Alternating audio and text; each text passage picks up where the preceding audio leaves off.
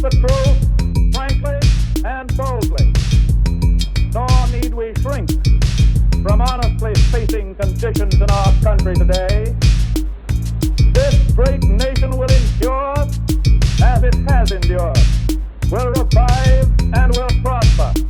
So first of all, let me assert my firm belief that the only thing we have to fear is fear itself.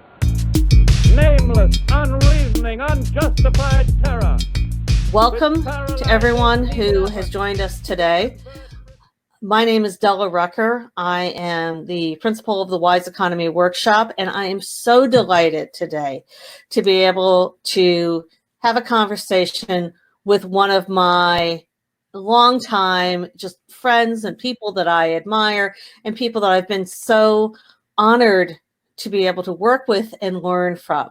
And pretty much anything that I understand about the issues that we're going to talk about today, 98% of it I learned from this guy. So Willie Hill is the executive director of the Greater Cincinnati Microenterprise Initiative, which is a nonprofit corporation that works with low-income and predominantly African-American and other underrepresented entrepreneurs and small business owners to help them grow, to establish, to grow, to thrive, and to expand. And we're going to talk about a bunch of things today relating to how that work goes in Cincinnati, but also on a national basis. So we'll be talking about some Cincinnati-based models, but we're going to talk about those because I really felt like as I've worked nationwide, there's things that you know, as I said, I've learned from Willie, that I've learned from my involvement with GCMI, and that I think are important, both challenges for all of us to be aware of and lessons that perhaps we can apply to communities nationwide. And for sake of truth in advertising, I will also say that I've been on Willie's board for several years now. I'm not exactly sure how many. The time has flown by. It just flies. Like, I can't believe it's already been 27 years. How could that be? But I'm also currently, I have the honor to serve as the vice chair of the board of directors. So we're going to try not to play too much inside ball, but so that you know that I'm coming from, you know, a place of some familiarity with Willie's program. Willie, why don't you start out by telling the folks a little bit about yourself, tell them about how you got involved in GCMI and why you've been working with it for many years. You've been involved with this organization for, you know, long before I knew it existed. Yeah, 16 years now. It's kind of a long time, right? I know, right? So thank you, Della. You know, I really appreciate you having me on. You know, I've been in financing. I started off in banking.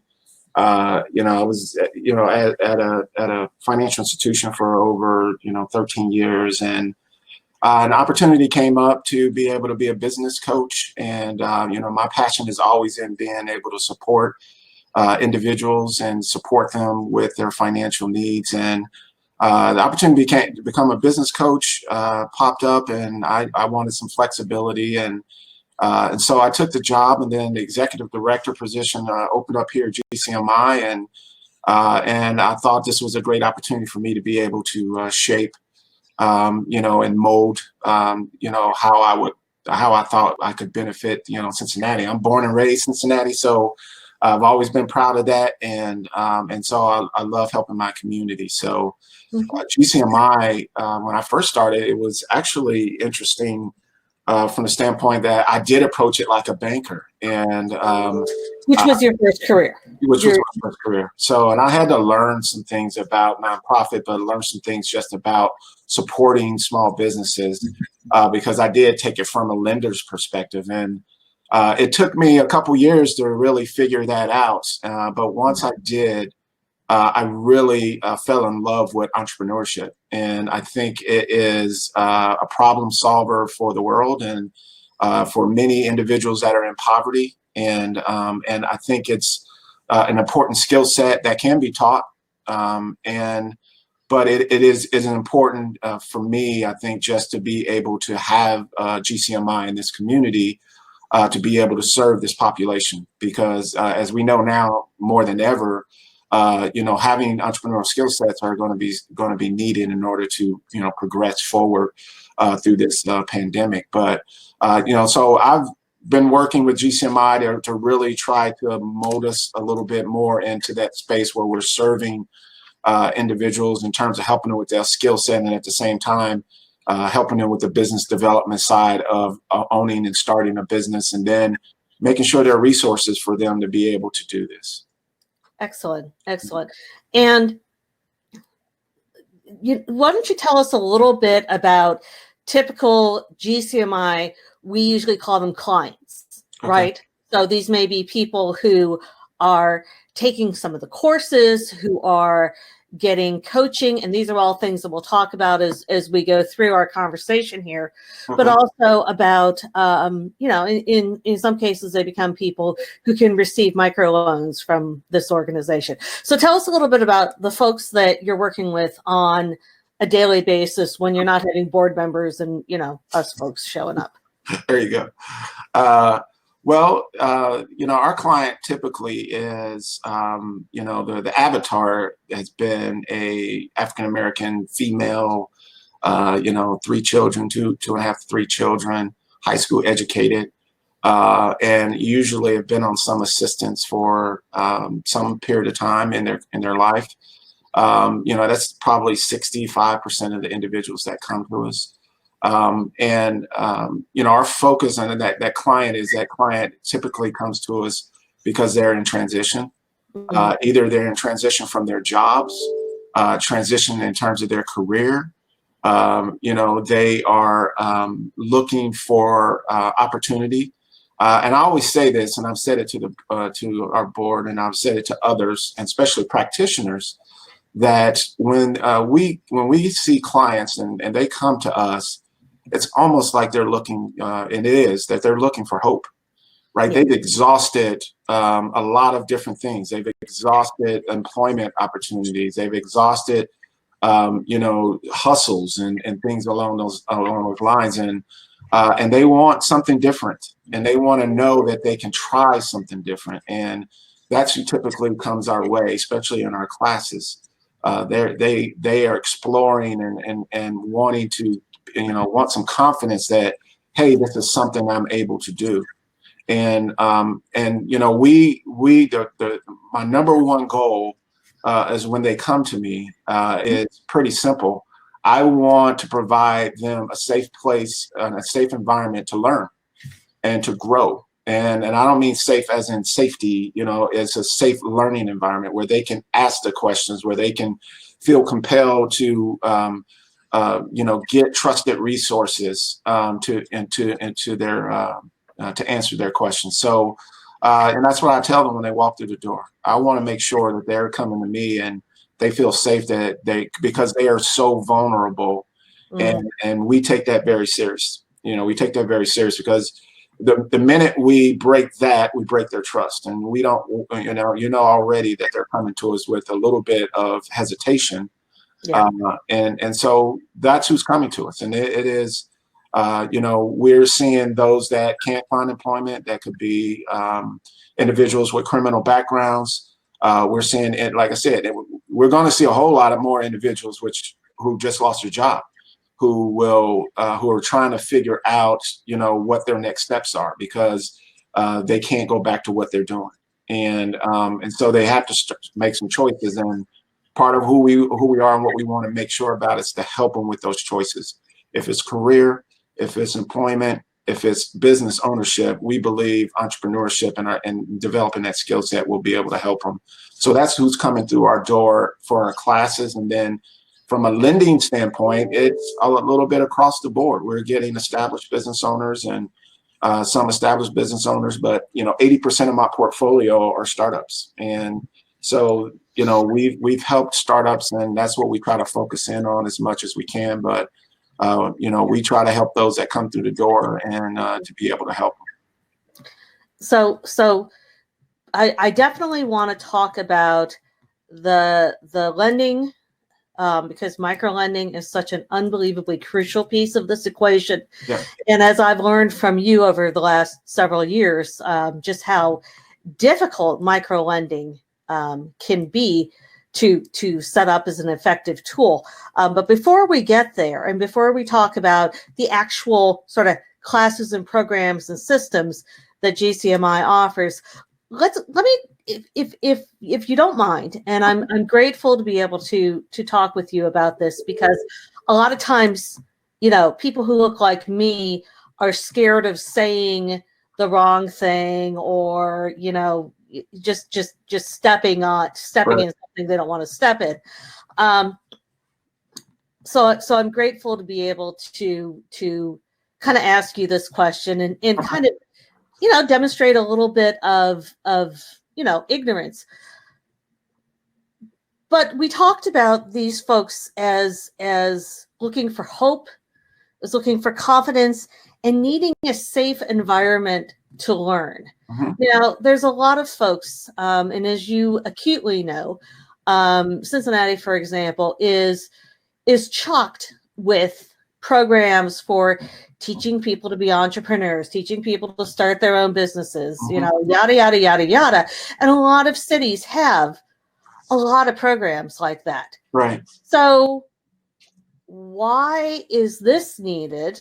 Why is the GCMI system needed instead of just having those folks participate in one of the other things that's available to the general public? Okay. Thank you. That's a great question. I've always felt that there always will be a trust factor that you have to have in order to work with a vulnerable population, number one. But two, that they have been looked at, or they've been in systems, and that's the part of it. They've been in systems that have not always been friendly. There's not always been customer service friendly in terms of that, and very process oriented. So building trust is an important piece, and having organizations that like a GCMI that can bridge that, because I think it's so important to be able to have a program that is going to be able to bridge the learning that needs to happen and still connect them to the resources that they need. Mm-hmm. Because connectivity to resources is probably the biggest challenge of most of the smaller businesses and minority businesses. Being able to have that type of connectivity and with confidence is a huge piece. And we want to be able to provide that sort of mechanism. Like, one of the things that we have in one of our classes is what we call a validation night, where we bring in professionals to just hear, our small business owners, not their pitch, but just their business concept, and have them talk through it, and to be able to get some honest feedback on it from professionals, a marketing person, or just to be able to have that touch point, helps build their confidence and helps build their understanding about what's needed for their business. And it's just important to have organizations that are going to be able to provide that piece. And again, I said that trust factor is an important piece. And I think one of the crucial things, I've sat in validation a couple of times, really in the back corner. Or I try to be in the back corner as much as possible, because I know how important it is for the folks who participate to get that validation from people who look like them. Mm-hmm. And in most cases, that's not me. Right. So, I think one of the things that they do get out of that experience, or at least that's been what I've observed as, you know, kind of an outsider sort of, kind of, in a weird sort of place. Because I'm like, well, I'm kind of in and whatever. But this is an opportunity for them to maybe get that kind of validation that they haven't been able to get for their concept, for their business, for, you know, and in some cases for themselves as a person who's capable of doing this. Right. With wager. One of the really interesting things that I came across recently, I don't know if you've seen, this is a black and white version, and it's probably backwards to you, but it's the Tapestry report, Tapestry of Black Business Ownership in America, that came out from AEO 2-3 years ago, something like that. And one of the things that they call out in here, and I can't find the page right now, of course, because I was looking for it 3 minutes before we got on here, is the importance of training, and that training actually, like formal classes, actually have a higher benefit for underrepresented business owners than it does for, you know, anybody else. But also that trust factor is so unbelievably crucial. And, you know, that's such a fragile thing. Mm-hmm. And I think when you describe that, you know, these folks have very often been in systems that were not friendly to them, that were not really supportive, but we're just trying to get things through, that, yeah, that's an absolutely crucial piece. And I think that's one of the really important reasons why programs like GCMI are so vital if we're going to enable folks to, you know, kind of make that leap into the future that they want for themselves. Yeah. In a lot of cases. Yeah, no, I'm in agreement with you. I think it is, you can take the SBA programs, the relief programs, as an example that, Good. Thank you. You know, it is for them to be able to do an SBA deal, right? And all the things that are associated with SBA and, you know, government and everything, you know, things like that, that there's a hesitation, you know, there's an initial hesitation. And so there's conversations that need to be had to be able to help them, to help mitigate that. And it's just a reality, you know, good, bad, or indifferent. It's a reality that people are going to be hesitant, very hesitant about applying through something through the government, which we felt was a government. So, so it speaks to that, you know, that there is a hesitation and there needs to be some of that bridging. And I think bridging is a really important way to put it. So let's talk a little bit about the programs that GCMI provides, because I think they start to give us a picture of a portion of what that bridging looks like. And then we'll talk about coaching, how important coaching is and what that looks like, and also about microlending. But I'm kind of seeing those, and I think this is what you've taught me, is to really see those as kind of a continuum. Yeah. Building that trust, of building that agency, that self ability. Yeah. So GCMI's GCMI has a really interesting sort of entry level. I don't know if entry level is the right way to put it, but a program that is a little bit different from the kind of standard, here's how you do marketing and here's how you write a business plan and all that. Yeah. And of course GCMI does that. We could talk about that next, but let's tell folks a little bit about Icehouse, and particularly why Icehouse is part of GCMI's toolkit. Okay.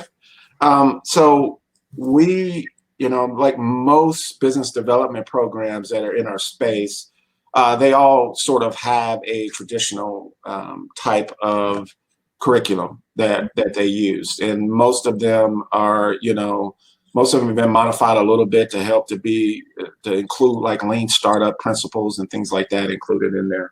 but most of them have to be basic. Because some of the level of individuals that are coming to us, like I said, are more high school educated. And believe me, we've seen people with their doctorate, master's, associate, all of the degree levels take our courses, but a larger majority of them are high school educated or some college. So you want to make sure that they can understand it, and you're putting them in a place where they can feel comfortable. So we always say we're not academia, right? We're not here to give you a C or a B or D or whatever it is. That's not what we're here. We're here to help you understand some of the fundamentals of operating and starting a business. So all of us had that component. And we saw that as we did that for years when I first got here. But what we learned also is that people learn differently and people advance differently in terms of what their needs are. And so we created a second tier, which we call our business two. So we had an entry level, and then we had the next level, which was those that were ready to move forward. We felt were ready to move forward, because we have our entry level class and we do not turn anyone away. So we let anyone attend the class. There is a small nominal fee, and that's more just for skin in the game. But it is we want to hear what their concept and idea is, and that's why it's important for us to have that entry level class. And so we accept anyone. But for our next level, we talk about business too. We do select those individuals. So we'll hear your idea or concept about what you want to do, and you show us that you're ready to move forward, you're dedicated, we'll move you to that next level. But everyone doesn't make it to that next level, but we give them an opportunity to later if they want to, but they need some coaching and some support to be able to get there. So, but we want to make sure that they're ready to move forward. So, but what we found in that process is that part of what why they aren't able to move forward is that because they don't have the skill sets that an entrepreneur needs in order to move forward. They're going with a concept and idea. And we learned about the Ice House program about developing entrepreneurial mindsets and developing entrepreneurial skill sets. And that's such an important piece to be able to have, especially when you're coming from a disadvantaged situation. The curriculum is based on 8 principles of an unlikely entrepreneur who was an African-American male in the 1950s in the Mississippi Delta who owned his own business. And these principles are told by his nephew and the co-founder of the curriculum. They validated these 8 principles with over 300 successful entrepreneurs. And so it's about developing the mindset. And we, after being exposed to it, we knew we needed this to be able to be a game changer for those that are coming out of poverty, in poverty, or dealing with a disadvantaged situation or obstacles, and how to overcome it. Because it ultimately is about problem solving. It is about being able to understand how to problem solve and building that skill set. And the more you build that skill set, you will start solving problems for yourself, because you'll have this skill set and you'll be able to adapt it to whatever you need. So the Ice House program is something that we've really expanded on. And we think for us, it's an important component of our programming. We're not going to go away from the business development side of what we do, but we definitely felt like we needed to add a mindset and entrepreneurial skill building component, and the Ice House program provides that for us. Yes, and so people can learn about kind of the basics of the Ice House principles actually through a book that's available anywhere you buy books. The book is called Who Owns the Ice House? So pretty easy to find. I have a copy that I downloaded when we first started talking about Ice House, and I was trying to understand it. The lovely thing about the curriculum is that it takes that book, which is kind of, a lot of it's literally the stories. Yeah. It's the author telling and the author's the guy who invented the Stairmaster. So, he's got some cred. But it's the author telling the story of what he saw and heard and learned from his uncle, who was this Ice House owner. Willie, what's the name of the company that produces the curriculum, just so that we're Yeah. fair to Joe and company? It's our entrepreneurial learning initiative. It's Eli, and they are out of Mentor, Ohio. And so Gary Schoniger is the founder, and you know, he does a great job of telling that story and helping people understand the power of entrepreneurship. Yeah, and you said something that I really want to kind of put a nail in before we move forward. Okay. And the thing that always, you know, really impressed me about Ice House is that it is about it's about something that we've always considered kind of squishy, but we're realizing now, I think on a macro level more than ever, is really where the important stuff is. And it's the question of mindset.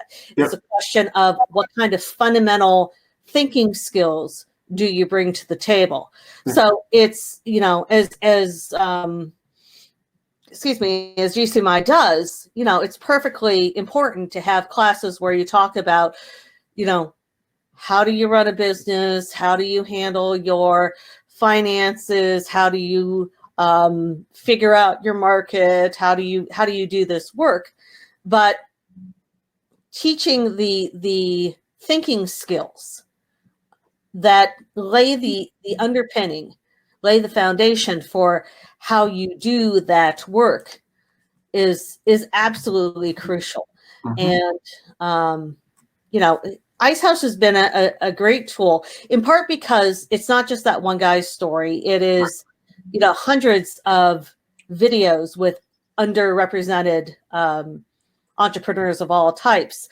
And you guys are actually, GCMI has now actually migrated Ice House online, right? You're launching the first online iteration, like what, next week or something? We just had our second class yesterday, so it went well. So it is an adjustment, but yeah, I mean the curriculum is there's an online learning platform, so video lessons, blogging. You know, there's a system in which all the participants can be a part of and be able to communicate, and so it actually lends itself well for that, for us to be virtual. So we had our, you know, official first class last night. In terms of the actual class, we did an intro and did some things on Tuesday, but last night we had our first class, which is the power to choose. And you know, you speak about mindset and importance of it. The first chapter is called The Power to Choose. First lesson is The Power to Choose, and we explore and help them explore choices and what influences choices and what influences their value system, and having a better understanding. And there's a lot of reflecting that happens in that first class, and individuals start seeing themselves a little bit differently, and do you react or respond to circumstances. And some people react more than they respond, and understanding what that means. And so it is the first class is always very personal, and you know, but it is a fundamental piece, and helping individuals understand that they do have choices, because a lot of individuals that come to us feel like they don't have any choices. Things are being dictated to them. You know, this whole pandemic it's affecting everyone, right? There's a lot of things that we are, you know, sort of being dictated to, that we have to do, but you still have choices within these things, and you still have choices to be able to, you know, reach your goals and objectives. And so you know, again, the mindset is such an important piece. And you know, I didn't realize it. Again, I went through cycles of being here, and I didn't realize it till, you know, several years ago that I was introduced to the curriculum on how important it is overall for everyone, but how much more important it is for disadvantaged individuals to be able to, you know, put their minds in the right place and understand that process of being able to solve problems. Excellent. Yeah. So people will participate typically in Business One, which is sort of basic introduction to, you know, what it takes to develop a business concept and They do validation in Business One? No, that's in Business Two. Okay, so Business One is basically a very simple opportunity to sort of sketch out what a person might want to do and do some kind of early preliminary testing of it. Yeah. Is that correct?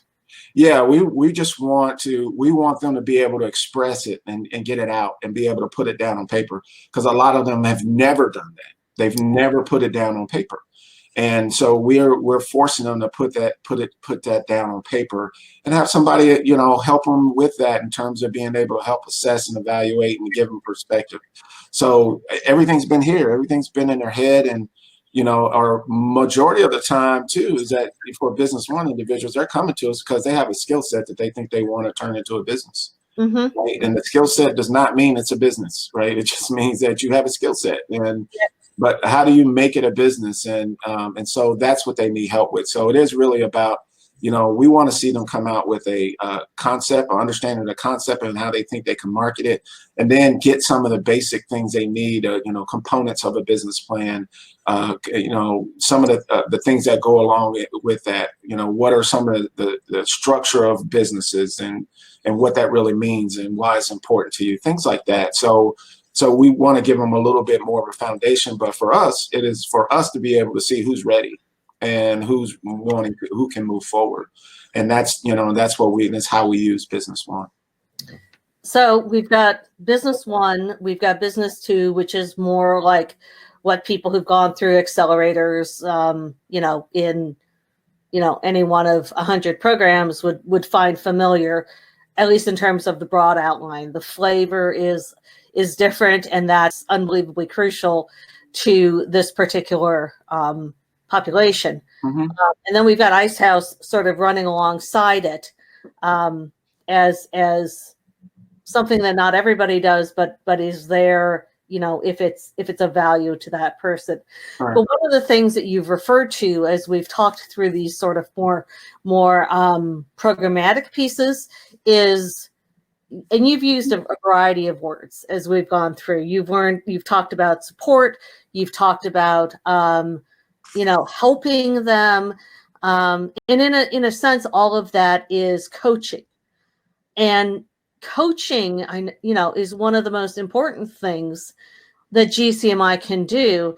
It's also one of the hardest for GCMI to do. So Why don't you unpack that, both from the point of view of why coaching is important, particularly for this audience, for this population that GCMI serves, but also for just why it's difficult to support. And let's just put that out there. Okay.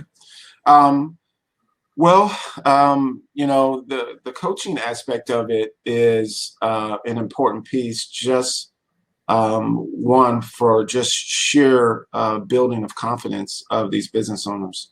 They're like I said, they're vulnerable when they first start off, that they don't know. And sometimes people don't want you to know that they don't know.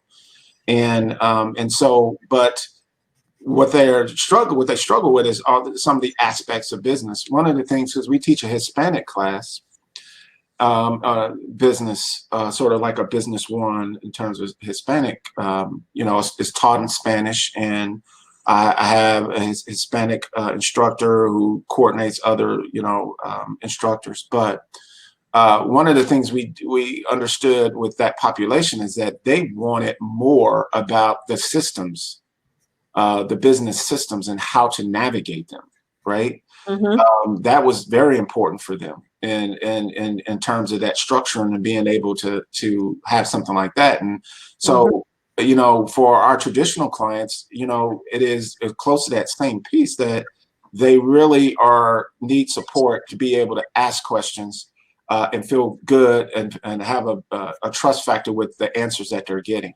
One of the most powerful things which we are unique about in Business Two is that it's not one instructor who teaches Business Two. I have industry professionals who come in and teach certain subjects. So if it's IT, if it's marketing, if it's social media, if it's accounting, so those serve as coaches as well. So they're actually being taught, and then they can work with those individuals from a coaching standpoint in their industry, right? One of the things that I try to make sure about creating a safe environment is that my instructors understand that they're not to solicit business from these individuals. They're here as an outlet for them to be able to provide them with the answers and support to the questions that they might have. So if somebody, is needing some new computer equipment and to be able to have the connectivity, they could call my coach and say, hey, this is what I'm looking at. What makes sense? Does this make sense? This is what they're charging me, blah, blah, blah. And, they're getting a response. And that's such an important piece to have in terms of technical assistance and coaching. And we want to be able to provide that for the individuals that are coming to us. And that's what technical assistance and coaching brings to the table. It is resources that they need to be able to get some of the questions answered that they need answered. And the challenge with funding is because it doesn't always result in that person opening a business directly.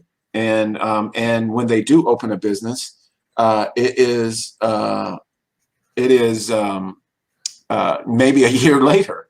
There's times when we've taught people and they've gone through our classes, and then we've tried to stay in touch, but all of a sudden we haven't heard, and we're saying that they opened a business a year and a half later, right? Yeah. And like, hey, but they're trying to longer. Yeah.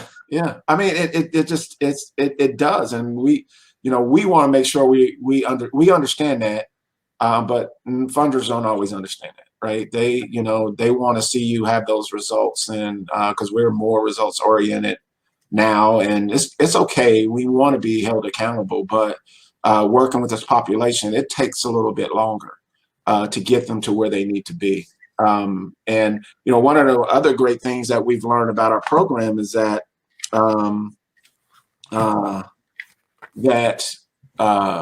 we going through Business One.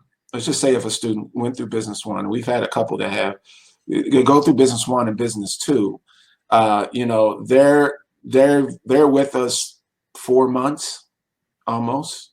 With the whole transition. If they're in Ice House, if they take Ice House, they might be there a little bit longer. 5 months total. So that's a lot. That's some time for us to be able to get to know them, and for them to be able to build more confidence in them to be able to, potentially open a business.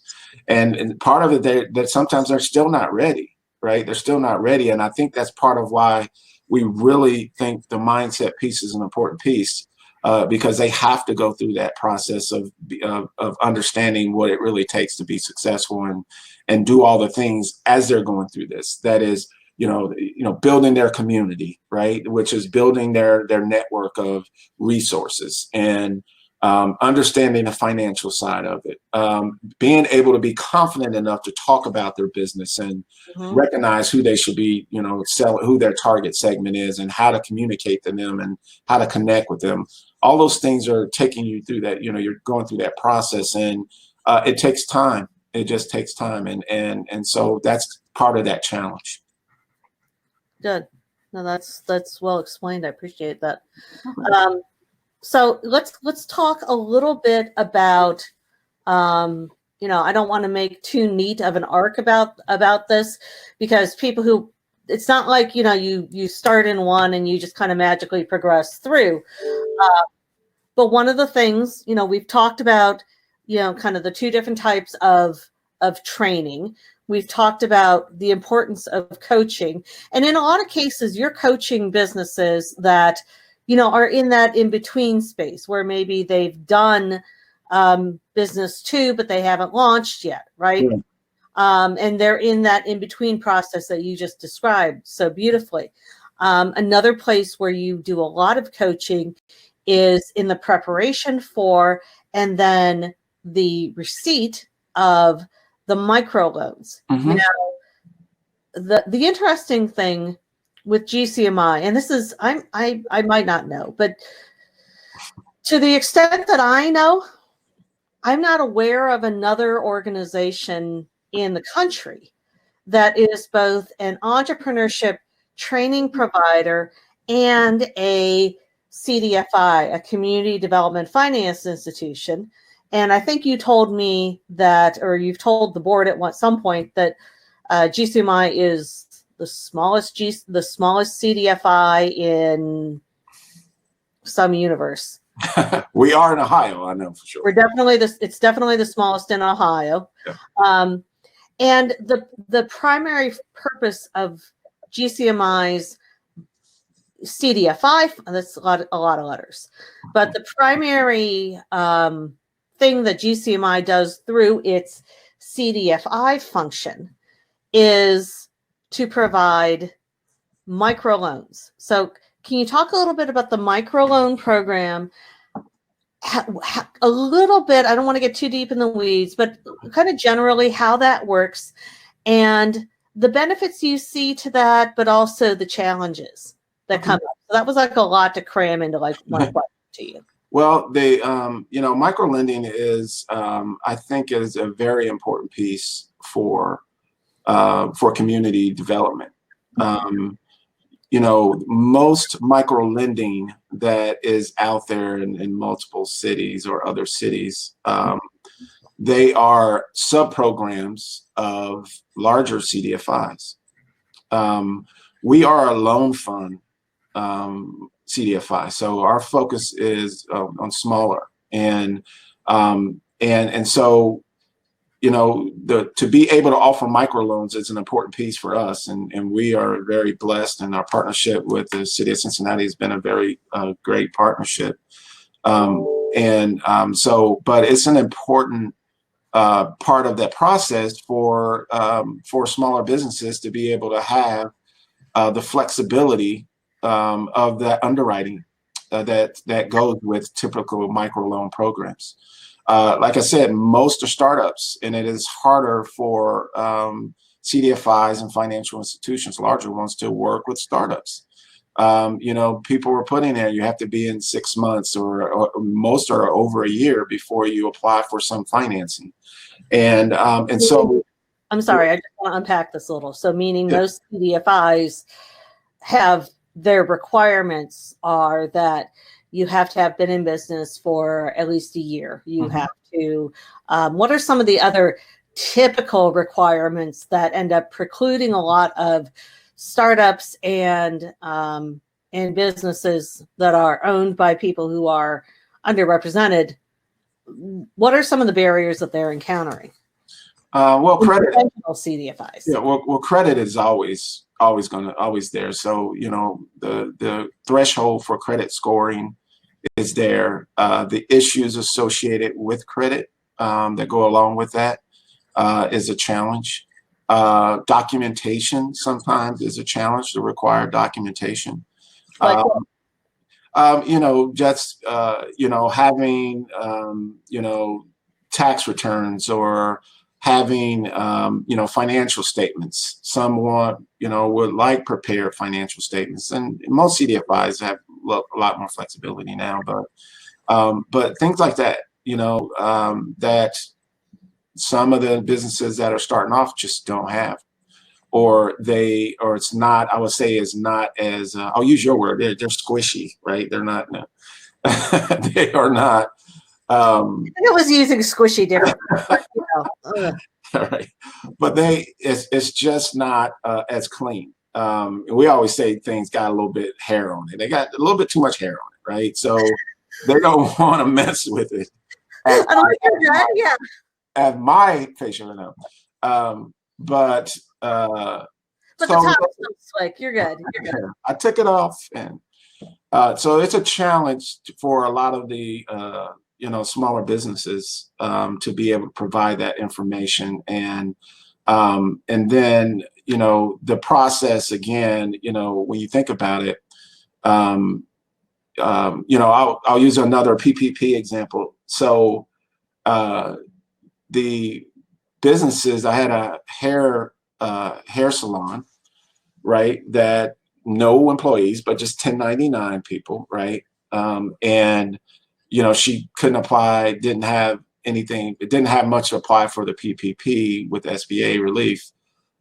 she didn't have much, and sends me her statements, and she's doesn't want to pay taxes, right? So she's making sure that she's utilizing her expenses and how to put that on there, have the expenses, and so she doesn't look like she has much income, right? So that's a problem, right? When you're trying to borrow, and to be able to look at that from a different lens is an important piece, for especially for loan funds to be able to do that. But a larger CDFIs, that cash flow is not gonna show, right? Go ahead. No. I didn't mean to interrupt you. Go ahead. Okay. So it's things like that are that you have to take into account, and and like I said, the whole credit piece. We try to work with individuals who have credit issues, and we don't have a credit score threshold. I've done 500 or low 500 deals, but we try to do things to help mitigate risk. So about the only thing we don't really mess with if people are past due on taxes. That's probably the only thing that we try to stay away from. But we've done some deals, but there has to be things in place that mitigates that risk. But we'll work with them, and so having that flexibility is important. So just to kind of tie up a couple of things you've said here and really make sure that that people are hearing those clearly. So number one, your standard CDFI is establishing sort of benchmarks or standards for applying for grants or loans or whatever, particularly loans rather, that are requiring certain things that if you're less of if you're a little less mainstream kind of business, if you're smaller, you're newer, you've been operating in more the manner that we often see with businesses that are trying to make a go of it in underrepresented communities, that you probably may not have all that stuff in place. And one of the things that GCMI works very hard on doing with its microlending is making sure that GCMI is kind of managing that risk without relying on a lot of the standard tools for assessing risk, like a personal credit score. Mm-hmm. Sorry, go ahead. No, I mean that's good. I think it is. It's not to say that we don't take those things into account, right? But it is to say that we won't exclude them, right? We're not going to exclude them. And the great part about our process is that I have a loan committee. So my loan committee makes the decision. I don't make the decision. My business coaches don't make the decision. It is about packaging it and putting it in the best perspective in terms of the loan package for our loan committee to review. And by packaging, I just want to make sure that we're making these terms clear. Packaging in this case means they're asking for this amount. We're going to give it to them at this rate. We're going to put these conditions on the loan in terms of repayment, recapture, et cetera, in order to mitigate GCMI's risk. Is that fair? That's probably on the end of that process. The packaging is, hey, this is what's showing on your credit bureau. Hey, let's go get a plan of action with them and talk to them about this. Get this back in writing that says, hey, this is my plan of action of repayment, and let's include that in the file, right? Okay. That is sort of the packaging. Or, here, this is what your financials are telling you. This is what your financials are saying, but it doesn't talk about it in this way in the business plan. The narrative doesn't match what the financials are saying. Okay. Or, things like that. That's part of the packaging. And it's not all just about the documentation, which is an important piece of the packaging, but it is packaging the loan so it is viable. It is a viable request. And that's the goal, is to make it as much of a viable request as we can. And believe me, my loan committee doesn't approve everything, right? So, you know, they take a look at these deals and they try to put it in that package. But the great part about it is that, and I think this is an important piece whenever you're dealing with startups, is that you have to be able to, it has to be a reality check on whether or not you can meet the numbers that you have in there. And the narrative explains that. So it is, you know, those two have to match. And if it's reasonable that this could occur, and the connect, you know, you're going to be able to generate this, and how you're going to generate it, and you know, you're going to build these relationships, or you have some of these things already in place. If it makes sense, then they'll take. Well, that's what we want to present, and making sure that package is presented to the loan committee.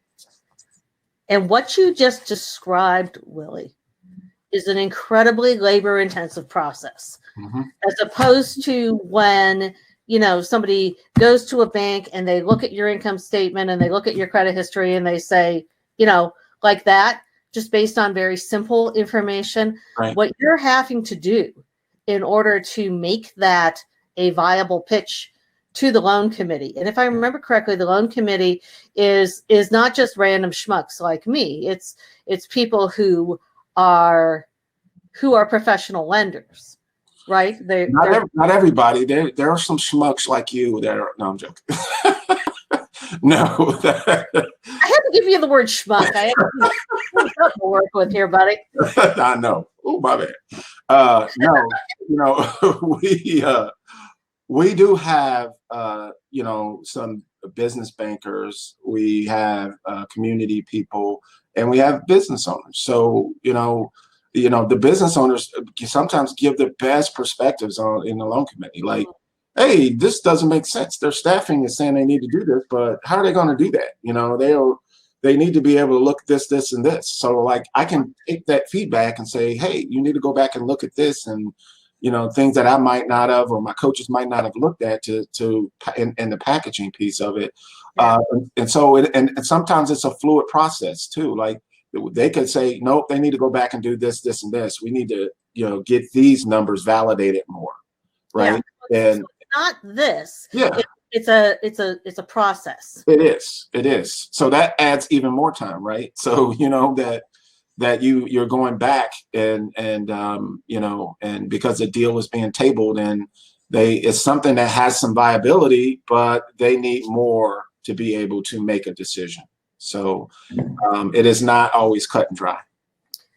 So that gets us to potentially the most challenging piece of this of all, which is that the smaller and more unusual, atypical, unique the loan is, the more time you have to invest into it. Yes. Right? Yes. So standard banker, you know, a standard bank or a CDFI that's relying on most of its own, you know, ability to generate income from fees and interest and all that kind of thing. If they can do a big loan with a certain amount of work, that gets them more revenue than if you do a small loan, right, with the same amount of work. And now you're talking about doing a small loan with even more work. Right. So and this is something that, you know, we've been struggling with as a board for a long time. Yeah. And it's the question of, if microlending is so important in order to generate and give new businesses and businesses in underrepresented communities, to give them that chance to get started, but it takes this much work, then a conventional lending model doesn't work. Right. So, you know, I know that we haven't figured out how to, you know, solve that yet, but I think that is a core challenge that faces all kinds of initiatives to foster entrepreneurship among people who aren't anybody who's not uber privileged, basically. Yeah, I think, you know, in terms of, you know, because we're talking about the CDFI model, and I've had some thoughts about the CDFI model, that it can become challenging for microlending. And simply because, you have to grow and maintain your portfolio in order to be able to, be supported by the interest income, in order to have staffing, in order to have the things that you need to manage the loan fund. And one of the great things that, of being a loan fund is that I'm not dependent right now on, making loans. I'm not dependent upon having to meet a loan goal in order to keep my portfolio a certain size to be able to have the interest income. But that brings the challenges of being able to provide, TA, because I'm having to go out and try to find alternative sources of funding to be able to do the technical assistance that takes longer, right? So it's sort of a catch-22 in that sense, that I need to spend more time with them, but I'm not doing the large enough deals to be able to have the interest income to be able to pay for staffing. So it's a challenge for smaller loan funds. And I've said it before that if you're CDFI, you're either going to be a smaller loan fund and try to stay in that space, or you got to grow and be large, the way the model is. And I think that makes it a lot tougher if you don't have the assets to be able to get to that level. And there is a gradual growth, but I think you also lose that connectivity with the micro loans and being able to do more in the micro space. There's just not a lot out there doing micro loans. So we've got a question came in saying, is it as easy as saying that a certain percentage of your portfolio will be a startup or high risk or whatever you want to use? And I think the person who wrote that question is getting at the idea of, how do you balance a portfolio so that it's self-sustaining? And this is a question that we've had because there are other, and I'm, maybe I don't want to put words in your mouth, but because there are other, there are large lending sources available. The gap that we've really seen is in the micro space, we meaning GCMI. Mm-hmm. That gap that is our mission to help address is really in that micro lending space.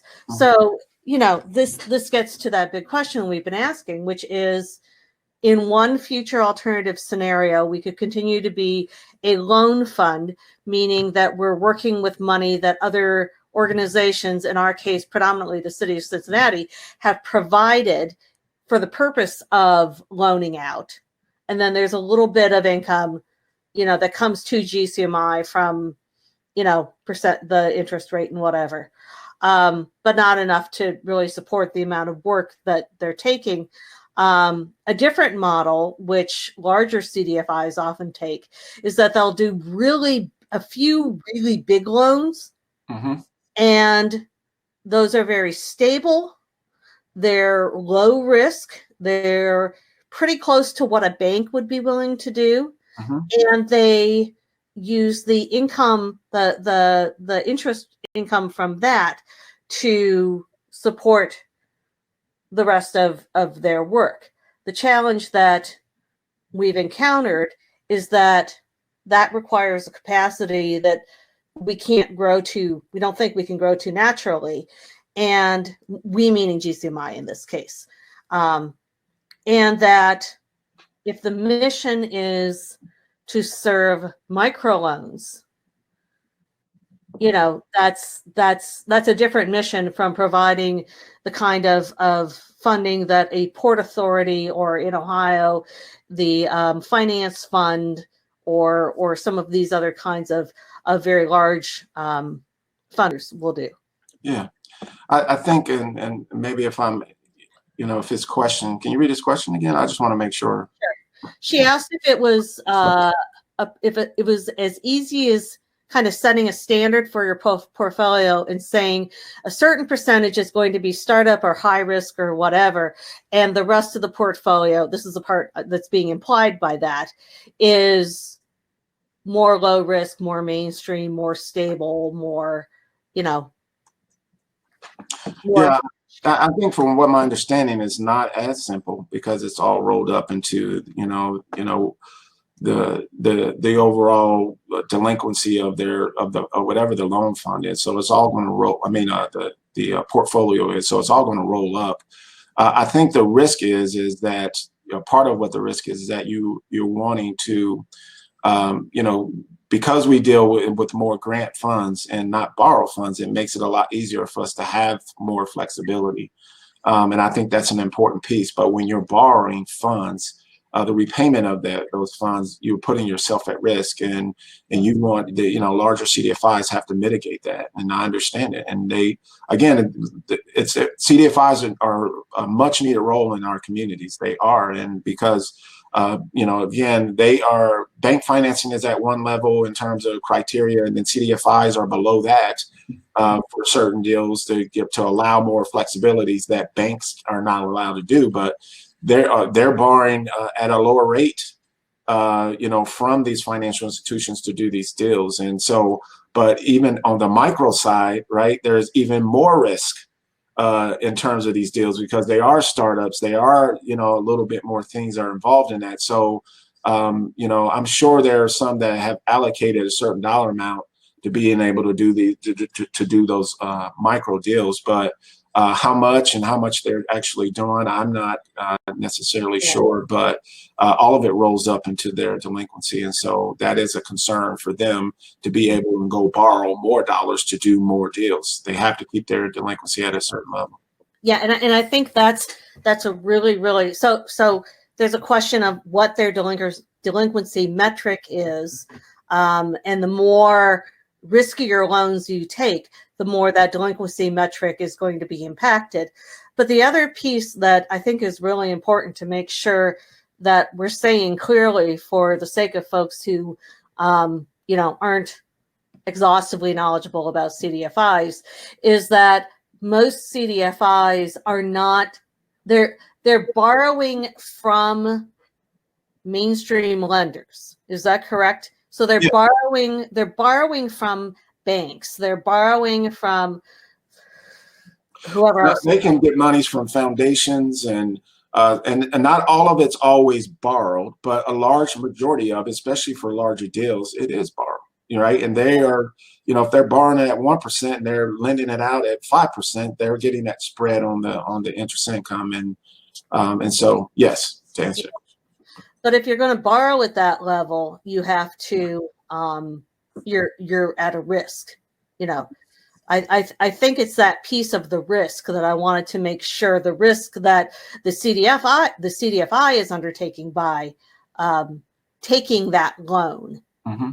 even if they're going to repackage it, even if they're going to get that interest spread, they're still running the risk that if that loan goes bad, they're on the hook. Over here, you can see the gestures. So I think that's an incredibly important piece. So that's all important.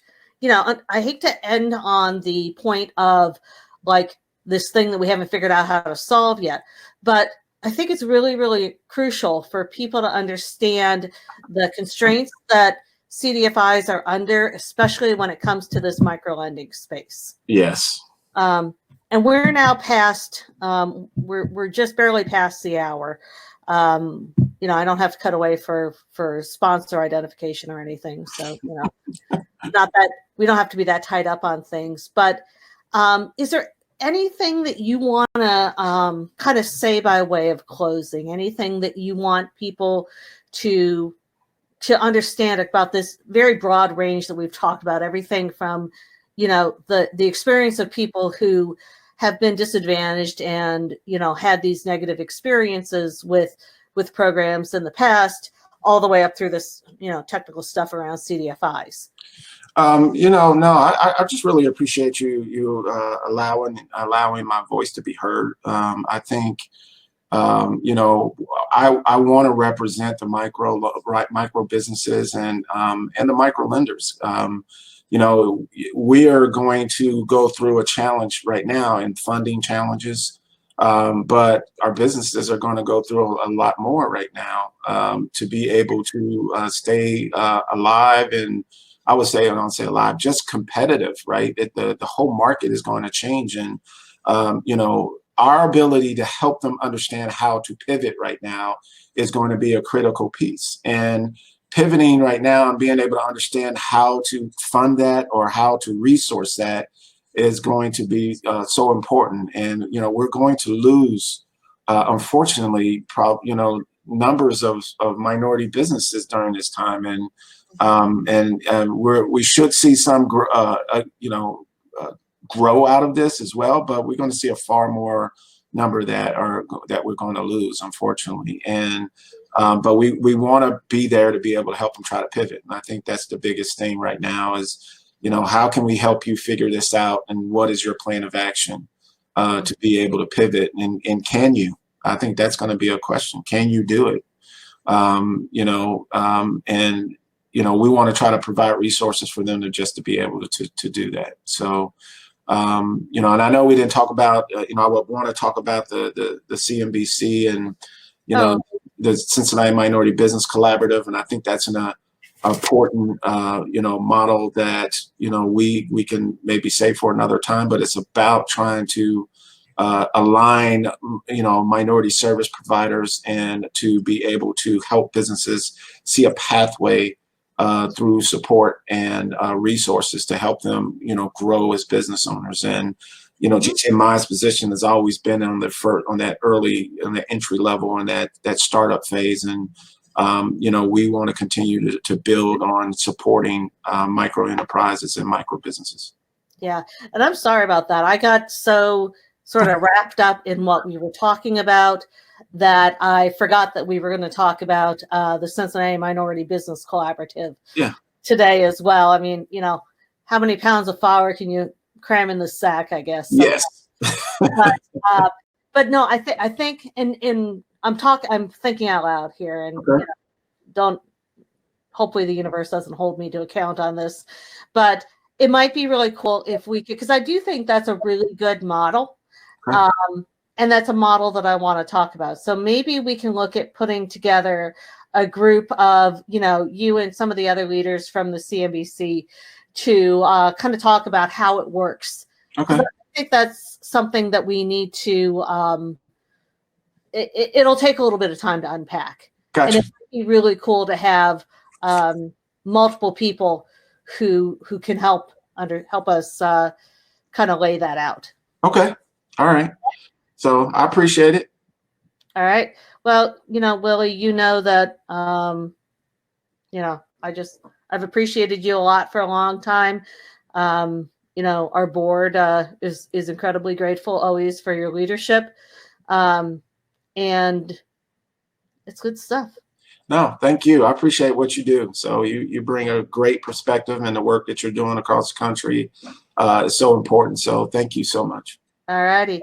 Well, I will talk to you later. I know we got to catch up on that other thing we were talking about. Okay. So I'm gonna sign off for now. All right. For anybody who's watching, this will be available in both video and audio format after I can get a little bit of editing done on them. So keep an eye on wiseeconomy.com, and you'll get links to all of that stuff. All righty. Thanks a ton, Willie. All right. All right. We'll see you.